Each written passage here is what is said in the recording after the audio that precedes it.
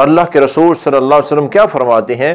فرمایا کہ میری امت کے تمام لوگوں کو اللہ تعالیٰ معاف کر دیں گے سوائے ان لوگوں کے جو گناہوں کا اظہار کیا کرتے تھے، ان کے لیے معافی کوئی نہیں۔ دیکھو میرے بھائیو، کتنا سخت ترین یہ نظام ہے۔ آپ نے کیا فرمایا کہ میری امت کے تمام لوگوں کو، ساری امت کو معاف کر دیا جائے گا سوائے ان لوگوں کے جو گناہوں کا اظہار کھلم کھلا کیا کرتے تھے۔ مطلب کیا؟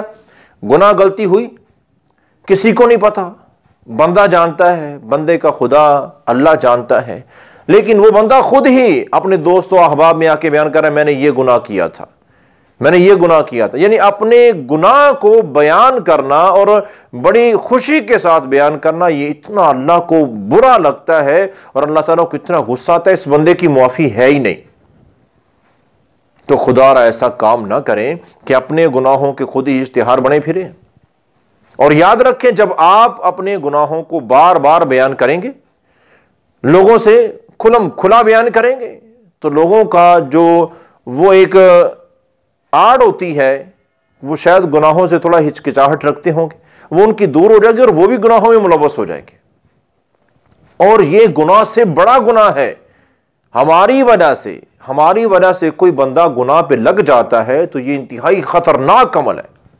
کیسے؟ اب دیکھیں نا، ہم گناہ کر رہے ہیں، ہم سے کوئی گناہ ہوا، ہم سے ہوا نا، ہم اللہ سے معافی مانگ لیں گے، اللہ تعالیٰ ہمیں معاف کر دیں گے۔